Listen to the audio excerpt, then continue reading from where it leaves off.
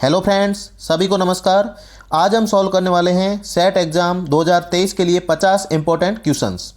ये जो क्वेश्चंस हम सॉल्व करने वाले हैं यह जीजीटीयू यूनिवर्सिटी द्वारा रिसर्च एलिजिबिलिटी टेस्ट यानी कि रेट 2021 में पूछे गए थे और उस समय जो रेट का सिलेबस था वो ही सेट और नेट का सिलेबस है। इसलिए ये क्वेश्चंस बहुत ही ज़्यादा लाभदायक सिद्ध होंगे और ये जो हम क्वेश्चन सॉल्व कर रहे हैं ये बहुत ही हम जल्दी सॉल्व करने की कोशिश करेंगे, सुपर फास्ट सॉल्व करने की कोशिश करेंगे क्योंकि एग्ज़ाम बहुत ही नज़दीक है। तो पेपर को सॉल्व करना शुरू करते हैं। पहला सवाल है टीचिंग एप्टीट्यूड से। तो भाई टीचर है वो सबसे ज़्यादा सक्सेसफुल क्यों हो सकता है? तो अगर चार ऑप्शंस को गौर से देखें तो सबसे जो ज़्यादा एप्रोप्रिएट या उपयुक्त आंसर होगा वो होगा कि भाई सब्जेक्ट मैटर को एकदम ऑर्गेनाइज्ड वे में प्रेजेंट करने वाला या प्रस्तुत करने वाला शिक्षक है वो सबसे ज़्यादा सफल होगा। अगर ऑर्गेनाइज्ड वे में नहीं करेंगे प्रेजेंट, एकदम टूटक टूटक करेंगे, कोई कहीं का कहीं किधर, तो जो है स्टूडेंट्स है वो समझ नहीं पाएंगे। इसलिए जो राइट आंसर होगा वो होगा डी। दूसरा है एक वाइब्रेंट क्लासरूम की सिचुएशन में क्या हो सकता है? तो वाइब्रेंट क्लासरूम में मतलब हर कोई एक दूसरे के साथ इन्वॉल्व होता है, यानी कि टीचर भी इन्वॉल्व होते हैं और स्टूडेंट भी इन्वॉल्व होते हैं, यानी कि टू वे टीचिंग होती है। इसमें टीचर के साथ साथ स्टूडेंट है वो अपने सवाल पूछते हैं, तो इनके बीच स्टूडेंट और टीचर के बीच में क्या है, इंटरेक्शन होता रहता है फ्रिक्वेंटली। ये नहीं है केवल टीचर पढ़ा रहा है और स्टूडेंट चुप है, ऐसा नहीं होता। तो राइट आंसर होगा सी। तीसरा सवाल है कि why do teachers use teaching ads? Teaching ads है वो क्यों यूज़ करते हैं? तो हमने पिछले पेपर में देखा था टीचिंग एड्स है उससे क्या होता है, जो लर्निंग है वो इंटरेस्टिंग हो जाती है। जो हम यूज़ करते हैं, भले वीडियो यूज़ करें, ग्लोब यूज़ करें, चार्ट यूज़ करें, एटलस यूज़ करें, कुछ भी जो एड्स यूज़ कर रहे हैं, भले ही वो ऑडियो हो या विजुअल्स हो या ऑडियो विजुअल्स दोनों हो, वो क्या है टीचिंग को इंटरेस्टिंग बनाते हैं और लर्निंग को भी इंटरेस्टिंग बनाते हैं। अगला सवाल है वो है फैक्चुअल है, वो भी टीचिंग मेथड से। इसमें कहा गया है कि स्वामी विवेकानंद है उन्होंने एक शिक्षक की सफलता किस पे निर्भर करती है? तो उन्होंने बताया कि जो उसकी सफलता है वो कार्य और कर्तव्यों पर उसकी एकाग्रता और ईश्वर के प्रति निष्ठा की भावना पर निर्भर करती है। तो उसका कंसंट्रेशन कितना है उसके कार्य पे और ईश्वर के प्रति निष्ठा कितनी है उसकी भावना पर निर्भर करेगी। तो ये फैक्चुअल सवाल है। अगला सवाल है पाँचवें सवाल में पूछा गया है कि सबसे ज़्यादा effective, the most effective means in educational institution is. तो हम अभी बात ही कर रहे थे टीचिंग एड्स की, तो विजुअल, ऑडियो और सबसे ज़्यादा जो कारगर होता है वो होता है ऑडियो विजुअल, यानी वीडियो के साथ साथ उसमें ऑडियो भी आए, तो जो वीडियो के माध्यम से कुछ ऐसी चीज़ें दिखाई जाती है वो सबसे ज़्यादा इफेक्टिव मीन्स होता है एजुकेशनल इंस्टीट्यूशन में। तो और आज इसी कड़ी में हर जगह स्मार्ट कक्ष बनाए गए हैं, हर जगह स्कूलों में भी टीवी वगैरह लगाए जा रहे हैं ताकि बच्चे आसानी से समझ सके। अगला सवाल है वो रिसर्च एप्टीट्यूड से है। तो इसमें पूछा गया है कि in the process of conducting research formulation of hypothesis is followed by. तो जो हम रिसर्च में हाइपोथेसिस बना लेते हैं तो उसके बाद में क्या करेंगे? तो हमारी जब हम सिनॉप्सिस वगैरह बनाते हैं, रिसर्च की डिज़ाइन बनाते हैं, तो उसमें हम पहले से एक हाइपोथेसिस एज्यूम कर लेते हैं और हाइपोथेसिस एज्यूम करते हुए हम एक मेथडोलॉजी भी तैयार करते हैं और उस मेथडोलॉजी के द्वारा हम डेटा को कलेक्ट करते हैं। तो फॉर्मुलेशन ऑफ हाइपोथेसिस के बाद में क्या होगा, कलेक्शन ऑफ डेटा होगा और उन डेटा का हम एनालिसिस करके हमारी हाइपोथेसिस को टेस्ट करेंगे और हाइपोथेसिस को टेस्ट करने के बाद जो हमारी परिकल्पना सही है या गलत है इसके बारे में हम पता लगाएंगे उस टेस्ट के माध्यम से और हमारे रिजल्ट है वो प्रस्तुत करेंगे हमारे शोध में। सातवें सवाल में पूछा गया है कि एक्स पोस्ट फैक्टो रिसर्च से क्या अभिप्राय है? तो आपने पोस्ट मैच प्रेजेंटेशन सुना होगा। तो पोस्ट मैच प्रेजेंटेशन कब होता है? मैच ख़त्म होने के बाद।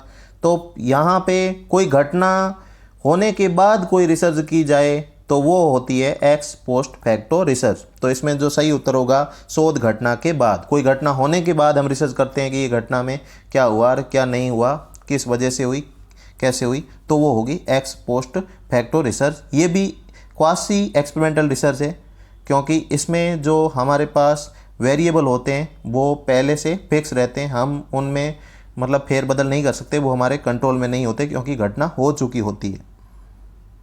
अगला सवाल है 8वें में अलग अलग तरह के जो रिसर्च में इंटरव्यू कंडक्ट किए जाते हैं और उनके सामने जो मीनिंग है उनको मैच करना है। तो पहला है स्ट्रक्चर्ड इंटरव्यू। स्ट्रक्चर्ड इंटरव्यू में पहले से सवाल फिक्स होते हैं, उन्हीं सवालों को पूछा जाता है। तो जो पहले का जो आंसर होगा स्ट्रक्चर्ड इंटरव्यू का वो होगा प्री डिटरमाइंड क्वेश्चंस, पहले से क्वेश्चन फिक्स है। दूसरा है अनस्ट्रक्चर्ड इंटरव्यू। तो अनस्ट्रक्चर्ड इंटरव्यू में क्या होता है, पूरी फ्लेक्सिबिलिटी होती है। जैसे ही मैं कोई सवाल पूछता हूँ, सामने से कोई जवाब आता है तो मैं उस जवाब के अकॉर्डिंग अपना सवाल कर देता हूँ। जैसे आपने नायक फिल्म देखी होगी, नायक फिल्म में अनिल कपूर अमरीश पुरी को सवाल करते हैं, तो वो एकदम अनस्ट्रक्चर्ड टाइप का इंटरव्यू होता है। वो ऐसे सवाल दागते हैं कि वो सामने निरुत्तर हो जाते हैं। तो इसमें क्या होती है, ग्रेटर फ्लेक्सिबिलिटी होती है। तो अनस्ट्रक्चर्ड इंटरव्यू का जो सामने मैच होगा वो होगा ग्रेटर फ्लेक्सिबिलिटी अप्रोच। तीसरा है फोकस्ड इंटरव्यूज़। तो फोकस्ड इंटरव्यू में क्या है कि सामने वाला कई बार जो उत्तर देते देते भटक जाता है, तो जो हमको जो सवाल करने हैं उन्हीं सवालों पे ध्यान दिया जाता है। तो attention on the question to be answered, उससे जैसे ही विचलित होता है उसको वापस पटरी पे लाना होता है जिसका हम इंटरव्यू ले रहे होते हैं, ये फोकस्ड इंटरव्यू में किया जाता है। तो सी का हो गया second, attention on the question to be answered. अगला है चौथा है क्लिनिकल इंटरव्यूज़। तो क्लिनिकल इंटरव्यू जैसे कोई आप साइकोलॉजिस्ट के पास गए और साइकोलॉजिस्ट है वो आपकी पर्सनल लाइफ पे सवाल करता है, आपकी इंडिविजुअल लाइफ पे सवाल करता है, भाई आपकी क्या क्या समस्याएं हैं। तो वन ऑन वन इंटरव्यू होता है क्लिनिकल इंटरव्यू, और तो ये इंडिविजुअल लाइफ से जुड़ा हुआ होता है। तो डी का हो गया तीसरा। तो इस प्रकार जो हमारा आंसर हुआ वो हुआ ए। अगला सवाल है नवा, ये भी रिसर्च एप्टीट्यूड से है। इसमें पूछा गया है कि बुक्स एंड रिकॉर्ड्स, पुस्तकें और अभिलेख आंकड़ों के प्राथमिक स्रोत है। तो जो प्राइमरी सोर्स ऑफ डेटा कौन सी रिसर्च में है, जो बुक्स और रिकॉर्ड्स है। तो इसमें जो आंसर होगा वो होगा हिस्टोरिकल रिसर्च। जैसे इतिहास से संबंधित जो भी रिसर्च की जाती है उसमें कोई पुस्तकें हो गई, पुरानी पांडुलिपियाँ हो गई, कोई रिकॉर्ड्स हो गए, उनके सारे मायने और मतलब निकाले जाते हैं। उनमें जो गूढ़ रहस्य होते हैं, जो छिपी हुई बातें होती है, वो सामने लाई जाती है। अगला सवाल है 10वें में पूछा गया कि in order to ensure maximum acceptability of data analysis and its interpretation help should be taken from. जो हम कोई भी रिसर्च कर रहे हैं उस रिसर्च की जो हमारे डेटा एनालिसिस की और उसके इंटरप्रिटेशन की एक्सेप्टेबिलिटी कब होगी, यह तब होगी जब हम हमारे डेटा को ग्राफ्स और डायग्राम से दिखाएंगे। ग्राफ्स और डायग्राम से हम डेटा का प्रेजेंटेशन करेंगे तो ज़्यादा एक्सेप्टेबिलिटी होगी और वो रिसर्च पेपर है वो बहुत ही अच्छा दिखेगा और साथ ही साथ समझ में भी जल्दी आएगा। तो रिसर्च में जो डेटा रिप्रेजेंटेशन के लिए ग्राफ्स और डायग्राम का यूज किया जाता है, जो आंसर है बी। अगला जो है सवाल है वो पैसेज से है। तो 11 से 15 तक एक पैसेज से पूछे गए हैं।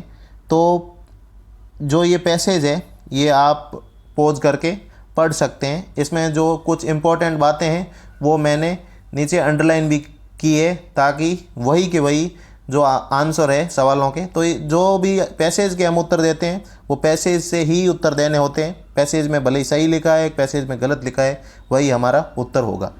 तो जो पैसेज है वो भारत में इलेक्शंस के बारे में है।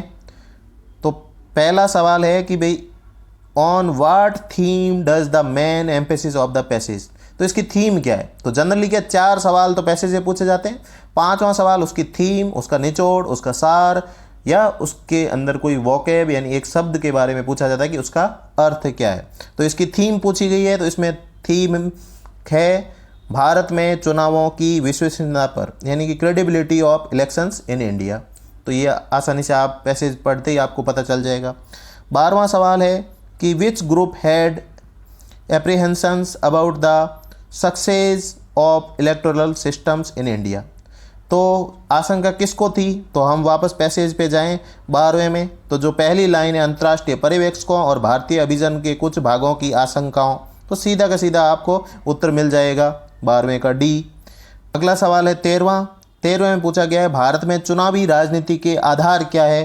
तो इसको पैसेज में देखें तो इसमें जो अंडरलाइन किया हुआ चौथी लाइन है, भारत में मुक्त प्रतिस्पर्धा और वयस्क मताधिकार के आधार पर चुनावी राजनीति विकसित हुई। तो ये इसका आंसर हो गया।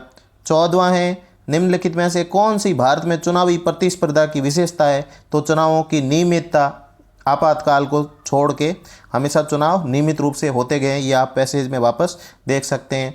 15वां है चुनावी प्रतिस्पर्धा को एक जुआ क्यों कहा जाता है। तो ये भी मैंने अंडरलाइन किया है। खुली और स्वतंत्र राजनीतिक प्रतिस्पर्धा के बारे में अनभिज्ञता की वजह से चुनावी प्रतिस्पर्धा को एक जुआ कहा गया है। तो ये पैसेज के सवाल पूरे होते हैं। आगे रीजनिंग के सवाल शुरू होते हैं। तो रीजनिंग में जो पहला सवाल 16वां सवाल है, 16वें सवाल में एक सीरीज पूछी गई है। तो सीरीज़ को अगर गौर से देखें तो DKM फिर FJP। तो DKM का पहला वर्ड है D, FJP का पहला वर्ड है F, HIS का पहला वर्ड है S। तो DEF एक अक्षर का गैप है, फिर DEF GH एक अक्षर का गैप, IJ एक अक्षर का गैप, अगला भी एक अक्षर का गैप होगा KL। तो हमारा जो पहला वर्ड आएगा वो आएगा L। तो जो इसमें जो 4 ऑप्शंस दिए हुए हैं L एक में ही है। और फिर आगे की सीरीज़ को अगर आपको और ज़्यादा एश्योर होना है कि यही उत्तर है क्या, तो आगे वाले वर्ड को देखते हैं K, फिर J, फिर I, फिर H। बोले तो जो ये सीरीज़ है दूसरे अक्षर वाली, तो उसमें क्या है, उल्टे अक्षर घट रहे हैं।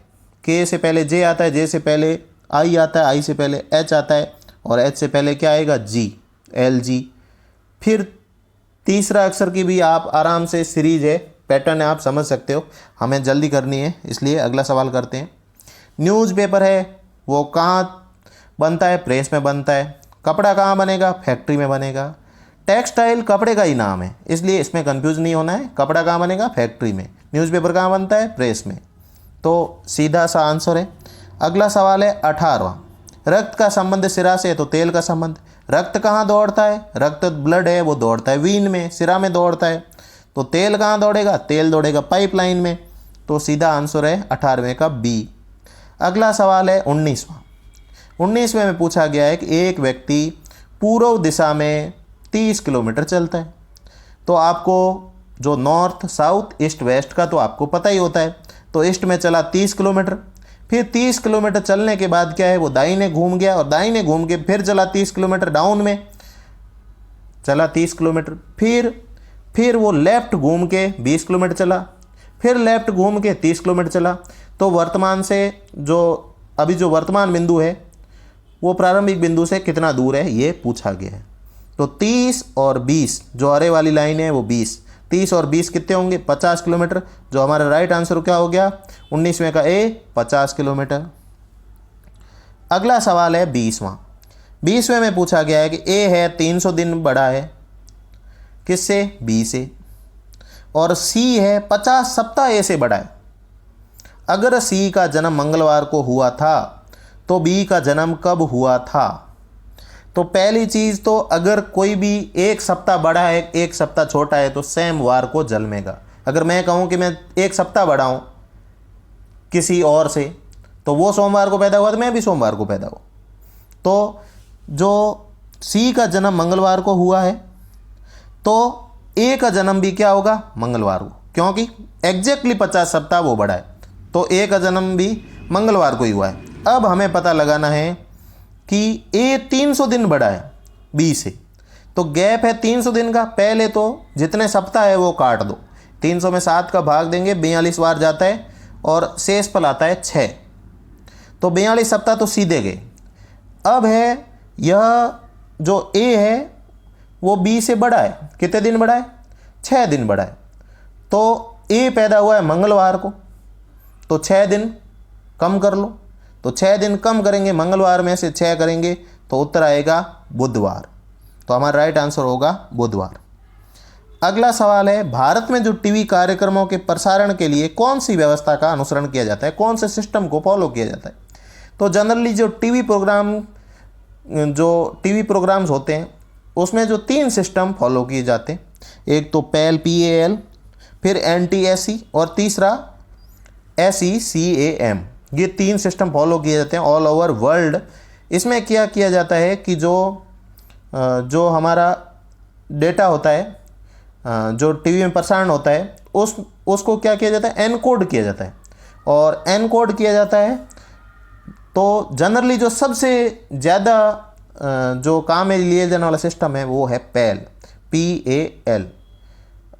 इसमें क्या है, लाइंस और फ्रेम्स की संख्या होती है भाई, इतने फ्रेम, जैसे 25 फ्रेम पर सेकंड का पैल में सिस्टम होता है, तो ये सिस्टम फॉलो किया जाता है। और बाकी कुछ कंट्री में जो CAM भी है और कुछ में NTSE है, सबसे ज़्यादा पैल यूज किया जाता है। अगला सवाल है, इनमें से कौन सा choice overs TV news channel नहीं है? तो NDTV, जी न्यूज़, आज तक, तीनों के तीनों 24/7 न्यूज़ चैनल है। लोकसभा चैनल है, वोटिंग की कार्यवाही को दिखाने वाला चैनल है। और वर्तमान में लोकसभा चैनल और राज्यसभा चैनल दोनों मर्ज करके संसद टीवी बना दिए गए हैं। ये 2021 में हुआ था और 2021 में ये दोनों मर्ज हुए थे। अगला सवाल है, भारत की सबसे बड़ी समाचार एजेंसी कौन सी है? तो press trust of India Bharat की सबसे बड़ी समाचार एजेंसी है, जो कि अगस्त 1947 में एस्टैब्लिश हुई थी। अगला सवाल है 24वां में पूछा गया है कि हायर एजुकेशन के लिए इंटरनेट का प्रसार आधारित है। तो हायर एजुकेशन के लिए इंटरनेट हमें क्यों चाहिए? क्योंकि इससे क्या होता है, ज्ञान का आसान प्रबंध होता है, साथ ही प्रसारण भी होता है। हम इंटरनेट के माध्यम से दूर दराज इलाकों में भी शिक्षा को फैला सकते हैं, ज्ञान को फैला सकते हैं। तो सीधा सा आंसर है। अगला सवाल है, भारत का सबसे पुराना अखबार है। तो भारत का सबसे पुराना अखबार बात करें तो मुंबई समाचार या बॉम्बे समाचार है। और उसके बाद जो सेकंड नंबर पे आता है द टाइम्स ऑफ इंडिया, ये लगभग 1838 में द टाइम्स ऑफ इंडिया है, 1838 से निकलता आ रहा है। तो इन 4 ऑप्शंस को देखें तो हमारा जो राइट आंसर होगा वो होगा द टाइम्स ऑफ इंडिया। 26वें सवाल में क्या पूछा गया है, if the statement all student are intelligent is true. अब ये कह रहा है कि सभी विद्यार्थी क्या है, इंटेलिजेंट है।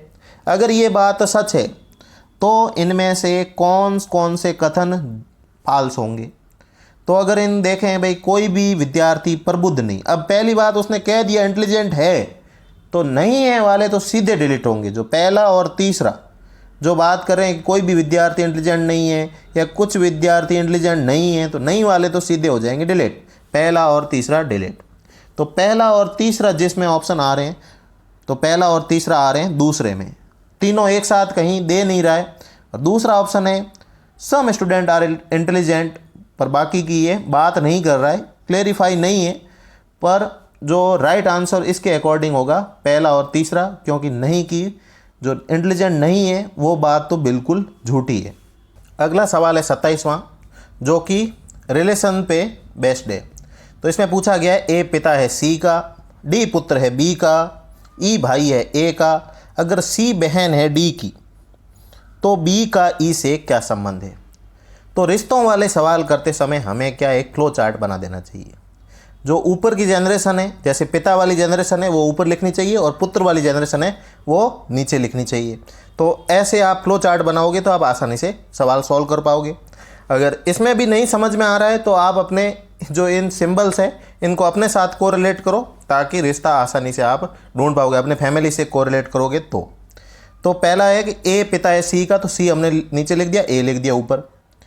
दूसरा लिख दिया D पुत्र है B का, D पुत्र है B का, ये भी लिख दिया।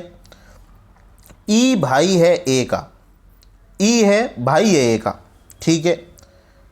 और अगर C बहन है D की, C क्या है, बहन है D की, यानी D बेटा है और C क्या है, बेटी है।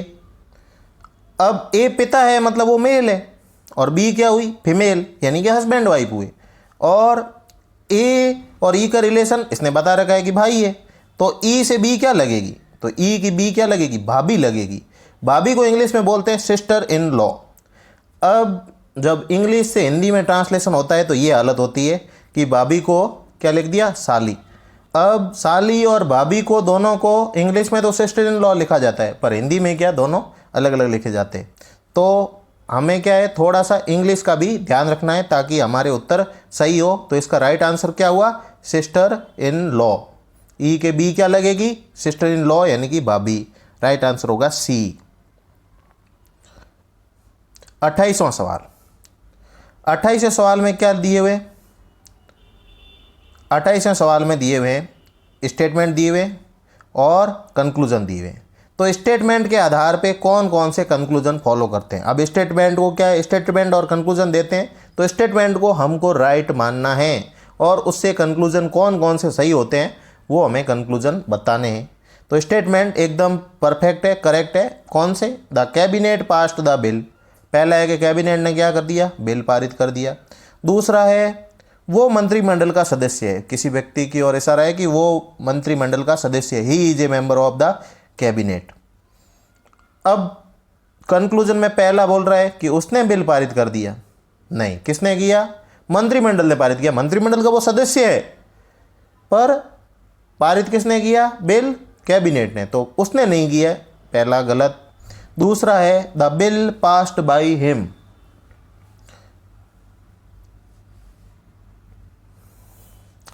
दूसरा है the bill was passed by him. Bill उसके द्वारा पारित किया गया। एक एक्टिव वॉइस में लिखा है, एक पैसिव वॉइस में लिखा है, तो वो भी दूसरी बात भी गलत है क्योंकि उसने पारित नहीं किया, कैबिनेट द्वारा पारित किया गया। तीसरा है कि ए member of the cabinet can pass the bill. अब जो कैबिनेट का जो सदस्य होता है वो बिल पास कर सकता है। अब कैबिनेट में कितने भी मेंबर हो सकते हैं और वो बिल पास कर सकते हैं, तो ये बात सच है। अगला है no minister can pass the bill. कोई मंत्री है वो बिल पास नहीं कर सकता। तो कैबिनेट में क्या होते हैं, मंत्री होते हैं, तो मंत्री बिल पारित कर सकते हैं, नहीं कर सकते, ये बात गलत है। तो ये भी बात गलत है। तो हमारा जो कंक्लूजन होगा वो केवल तीसरा सही है। अब 29वें और 30वें के लिए हमें कुछ निर्देश दिए गए हैं। ये दोनों सवाल इन निर्देश के आधार पे होंगे कि एक कथन के बाद दो तर्क है। एक तो स्टेटमेंट दे रखा है, उसके बाद दो तर्क आर्ग्यूमेंट दे रखे, और हमें क्या करना है, कौन से आर्ग्यूमेंट है वो कथन को तो एकदम राइट मानना है, और आर्ग्यूमेंट कौन से मजबूत है, ये भाई कौन सा पहला स्ट्रांग है, दूसरा स्ट्रांग है या दोनों स्ट्रांग है, कोई भी स्ट्रांग नहीं, ये पता लगाना है। तो पहला स्टेटमेंट क्या है, should education be given to the people free of charge by the government. तो जो ये एजुकेशन है एकदम मुफ्त में उपलब्ध करा देनी चाहिए। तो पहला आर्ग्यूमेंट है कि भाई हाँ, इससे देश में क्या है, शिक्षा का क्या होगा, यूनिवर्सलाइजेशन होगा, सार्वभौमिकरण होगा। बिल्कुल सही बात है, तर्क अच्छा है कि शिक्षा का सार्वभौमिकरण हो जाएगा। दूसरा तर्क कहता है नहीं, इससे बजट संबंधी दबाव होगा जिससे नई समस्याएं पैदा होगी।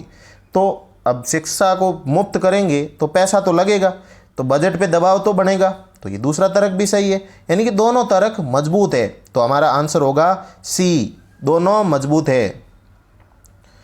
अगला सवाल है 30वां। 30वें में पूछा गया है क्या भारत में राजनीतिक दलों को प्रतिबंधित कर देना चाहिए। अब सोचने वाली बात है कि लोकतंत्र में हम राजनीतिक दल को प्रतिबंधित कर देंगे तो फिर लोकतंत्र कहाँ बचेगा। तो पहला आर्ग्यूमेंट दे रहा है हाँ, राजनेताओं को सबक सिखाने के लिए आवश्यक है। तो ये एकदम बिल्कुल कोई तर्क जैसी बात ही नहीं, कुतर्क है, तो ये तर्क रिजेक्ट हो जाएगा। दूसरा तर्क कहता है नहीं, इससे लोकतंत्र समाप्त हो जाएगा, जैसा हम बात कर रहे थे। तो दूसरा तर्क मजबूत है, तो केवल तर्क सेकंड मजबूत है, यानी कि आंसर होगा 30वें का बी, केवल सेकंड मजबूत है।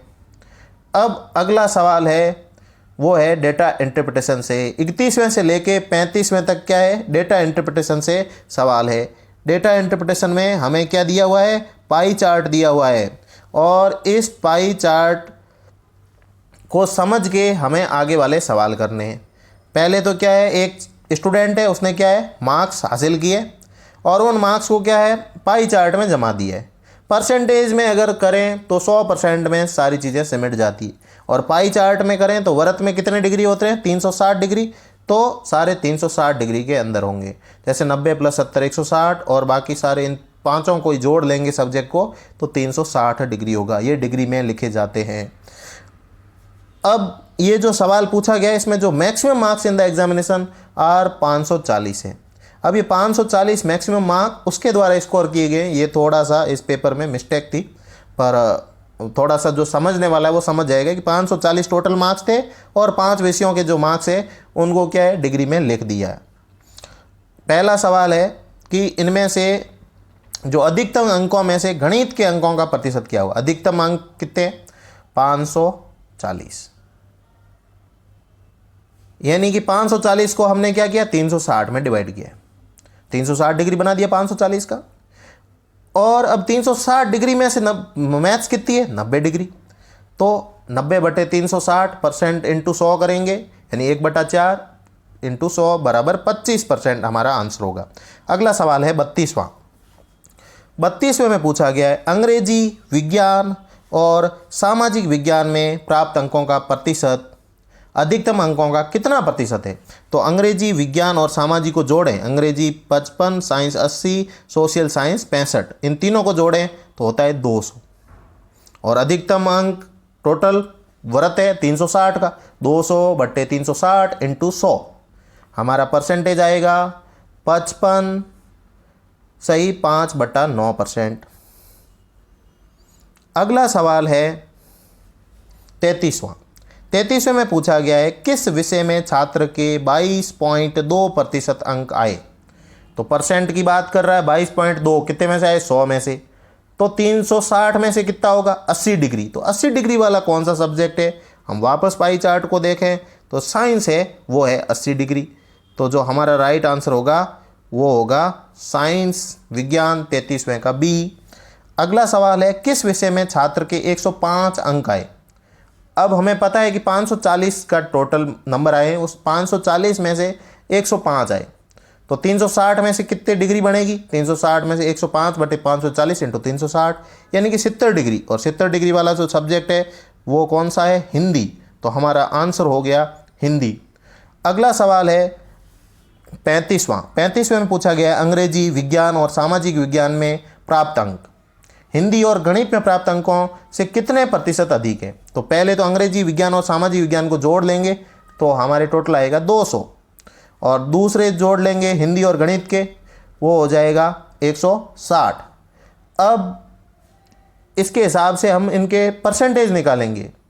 टोटल 360 में से ये कितने कितने परसेंटेज है, तो 200 वाले का परसेंटेज आएगा 55 सही 5/9, और 160 वाले का आएगा 44 सही 4/9, टोटल कितने हुए 100%। अब ये बात कर रहा है कि ये वाला समूह दूसरे वाले समूह से कितना ज़्यादा है, तो 55 है 44 से ज़्यादा 11, और 5/9 है 4/9 से ज़्यादा 1/9, तो हमारा राइट आंसर होगा 11 सही 1/9%। अगला सवाल है 36वां। 36वां सवाल है वो ICT से पूछा गया है। इसमें पूछा गया है कि इंफॉर्मेशन जो कि कॉम्बिनेशन होती है किस किस का, ग्राफिक्स का, टेक्स्ट का, साउंड का, वीडियो का, एनिमेशन का, ये तो क्या कही जाती है, मल्टीमीडिया कही जाती है।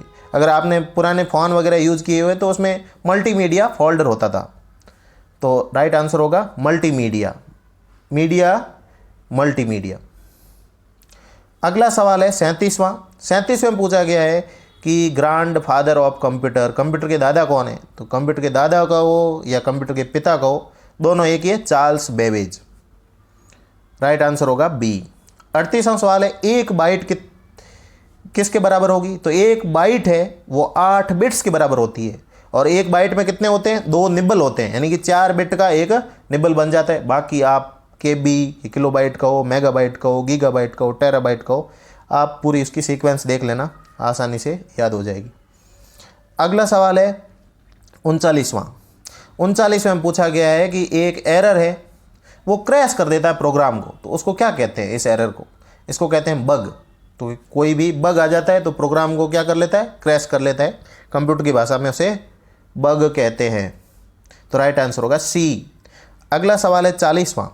40वें में पूछा गया है कौन सी कंप्यूटर मेमोरी है वो खाली होती है, यानी कि एसेंशियली क्या होती है, एम्प्टी होती है। तो जो रोम होती है, रीड ऑनली मेमोरी होती है, वो क्या होगी, एम्प्टी होगी। इसका मुझे ज़्यादा नॉलेज तो नहीं है, पर अगर बात की जाए तो रोम में क्या पहले से ही सब कुछ फिक्स आता है, और PROM क्या है, पहले से मतलब खाली आती है, उसको हम प्रोग्राम कर सकते हैं, पर एक बार प्रोग्राम कर दिया तो उसके बाद उसको प्रोग्राम नहीं किया जा सकता। और EPROM में इरेज करके वापस प्रोग्राम कर सकते हैं। तो रोम है वो वैसी की वैसी आएगी, उसमें हम कुछ भी फेर बदल नहीं, कि जो मैन्युफैक्चर्ड आती है वो वैसी रहती है। अब रोम के अलग अलग टाइप हो सकते हैं, प्रोम, EPROM, उसमें थोड़ा सा आजकल क्या है, इरेज करके हम वापस उसको प्रोग्राम कर सकते हैं EPROM वगैरह में। अगला सवाल एनवायरनमेंट से है, 41वां में पूछा गया सी लेवल राइज, समुद्र का स्तर कब बढ़ता है। तो समुद्र का स्तर है जो ये ग्लेशियर वगैरह पिघलते हैं, इस वजह से पिघलता है। आर्कटिक पिघलता है, अंटार्कटिक पिघलता है, तो इस वजह से वहाँ की जो बर्फ़ और ग्लेशियर की बर्फ़ है उससे ये सी लेवल है वो राइज होता है। और इससे जो कम समुद्र लेवल से हाइट वाली जो कंट्री है वो क्या है, खतरे में आ जाती है, मालदीव जैसे देश, बांग्लादेश जैसे देश। तो राइट आंसर होगा बी, हिमनद के पिघलने से, ग्लेशियर के पिघलने से। अगला सवाल है 42वें में पूछा गया एल्बिडो सौर्य विकिरण का वो अंश है। एल्बिडो का मतलब होता है कितना सीधा सीधा परावर्तित कर देता है। जैसे कि बात कीजिए कि जो कोई मान लो काला कपड़ा पहनता है, कोई सफ़ेद पहनता है, सफ़ेद क्या करता है, ज़्यादा परावर्तित करता है, और काला है वो एब्जॉर्ब करता है। तो ज़्यादा एब्जॉर्ब करेगा तो भैंस वगैरह है जैसे, तो उसको क्या है, ज़्यादा गर्मी लगती है क्योंकि वो ज़्यादा एब्जॉर्ब करती है। इसी वजह से हम क्या गर्मियों में सफ़ेद कपड़े पहनते हैं ताकि क्या है, ज़्यादा रिफ्लेक्शन हो जाए। तो इसी प्रकार पृथ्वी में भी क्या है, एल्बिडो सोलर रेडिएशन का क्या हो जाता है, रिफ्लेक्शन हो जाता है। पृथ्वी पर जो आने वाली जो सोलर रेडिएशन है उसका क्या, रिफ्लेक्शन। तो सीधा आंसर होगा 42वें का, रिफ्लेक्टेड बाई अर्थ को क्या कहेंगे, पृथ्वी का एल्बिडो। ये लगभग 30 से 35% होता है। अगला सवाल है एस और पी तरंगें संबंधित है। तो भले ही पी तरंग प्राइमरी हो, सेकेंडरी हो, एल तरंग हो, ये तीनों संबंधित है किससे, भूकंप से, अर्थक्वेक से। राइट आंसर होगा ए। अगला सवाल है 44वां में पूछा गया है कि निम्नलिखित 4 में से भारत में 3 बायोमास है, इनमें से कौन सा असंगत है। अब 4 में से 3 क्या बायोमास है, एक नहीं है। तो टेम्परेट ग्रासलैंड बिल्कुल है, शीतोष्ण घास के मैदान है। दूसरा सवाना, ये भी है। तीसरा श्रब्स, ये नहीं है। चौथा है ट्रॉपिकल रेन फॉरेस्ट, ये भी है। जो 200 सेंटीमीटर से ज़्यादा वर्षा वाले वन है वो क्या है, ट्रॉपिकल रेन फॉरेस्ट है। और सवाना है, ये 100 से लगभग 200 सेंटीमीटर वाले होते हैं। और टेम्परेट इलाके में ग्रासलैंड है वो है। जो श्रब्स है वो नहीं है। तो 44वां का आंसर हो गया सी। 45वां है कि which is the most closely studied volcanic eruption, सबसे गहन अध्ययन किस ज्वालामुखी प्रस्फुटन किया गया। तो ये फैक्चुअल सवाल है, माउंट सेंट हेलेना का किया गया, फैक्चुअल सवाल है। अगले सवाल हायर एजुकेशन और पॉलिटिक्स से है। तो 46वें में पूछा गया है कि राष्ट्रीय शिक्षा नीति 2020 के अनुसार किस वर्ष तक हायर एजुकेशन में ग्रोस एनरोल्ड रेशियो है वो 50% अचीव कर लिया जाएगा। तो 2035 तक 2020 की जो शिक्षा नीति के अनुसार 50% ग्रोस एनरोलमेंट रेशियो है वो अचीव कर लिया जाएगा। अगला सवाल है 47वां। तो न्यू एजुकेशन पॉलिसी 2020 के अनुसार यूजीसी के स्थान कौन सी बॉडी लेगी। तो यूजीसी का स्थान कौन सी संस्था लेगी। तो ये है Higher Education Commission of India, HECI, Bharat का उच्च शिक्षा आयोग, यानी कि राइट आंसर होगा ए। अगला सवाल है 48वें में पूछा गया है कि भारत के संविधान के जो शेड्यूल है, परिशिष्ट है, अनुसूचियां हैं, उसके बारे में कौन सा युग्म गलत है। तो 4 क्या दे रखी है, अनुसूचियां दे रखी है, और अनुसूचियों के सामने उसमें क्या है ये दे रखा है। तो तीसरे शेड्यूल में ओथ्स और एफर्मेशन होती है, शपथ और पुष्टि होती है। चौथे शेड्यूल में क्या होता है, राज्यसभा में राज्यों का स्थान आवंटन होता है। भाई जैसे राजस्थान की कितनी सीटें आवंटित हो रखी, राज्यसभा की 10, तो ये ऐसे आवंटन दे रखा। 8वीं अनुसूची, सबको पता है 8वीं अनुसूची किसके लिए होती है, भाषा के लिए होती है। जैसे अभी राजस्थानी भाषा के लिए मुहिम चल रही है। अगला सवाल है 9वीं अनुसूची दल बदल के लिए ना होके लैंड रिफॉर्म्स वगैरह ऐसी चीज़ों के लिए होती है। दल बदल के लिए जो होती है वो 10वीं अनुसूची होती है, और 11वीं और 12वीं पंचायती राज और म्यूनसिपालिटी के लिए होती है। तो कुछ जो इंपॉर्टेंट अनुसूचियाँ हैं वो हमें देख लेनी चाहिए, जनरल एग्जाम के लिए सबके लिए इंपॉर्टेंट होती है। अगला सवाल है 49वां। 49वें में क्या है, संविधान का अमेंडमेंट पूछा है कि 6 से 14 वर्ष के लिए अनिवार्य शिक्षा मौलिक कर्तव्य में जोड़ा गया है। मौलिक कर्तव्य कौन से होते हैं? मौलिक कर्तव्य होते हैं 51A। तो 51A में जो सबसे लास्ट में जोड़ा गया है वो 2002 में जो संशोधन हुआ था, 86वां संविधान संशोधन। शिक्षा को अधिकार भी बनाया गया था मूल अधिकारों में, और इसी प्रकार मूल कर्तव्यों में भी जोड़ा गया। तो अधिकार भी है और कर्तव्य भी है। तो राइट आंसर होगा सी। तो कुछ जैसे इम्पोर्टेंट, जैसे अभी EWS का हुआ है, इससे पहले GST का हुआ है, तो इम्पोर्टेंट अमेंडमेंट है वो हमें याद रखने चाहिए। अगला सवाल है 50वां, जो कि हमारा लास्ट सवाल है। इसमें पूछा गया कि राष्ट्रपति और उपराष्ट्रपति के निर्वाचन से संबंधित चुनावी विवाद हैं वो सुलझाए जाते हैं, वो सुप्रीम कोर्ट द्वारा सुलझाए जाते हैं। तो हमारे सभी जो सवाल है वो सॉल्व हो जाते हैं। और आपको ये जो सॉल्यूशन है कैसा लगा, इसके संबंधित फीडबैक है वो कमेंट के माध्यम से हमें प्रेषित करें। साथ ही वीडियो को लाइक करें, साथ ही वीडियो को शेयर भी करें, और चैनल को सब्सक्राइब न करना भूलें और बेल बटन दबाएं। Thank you.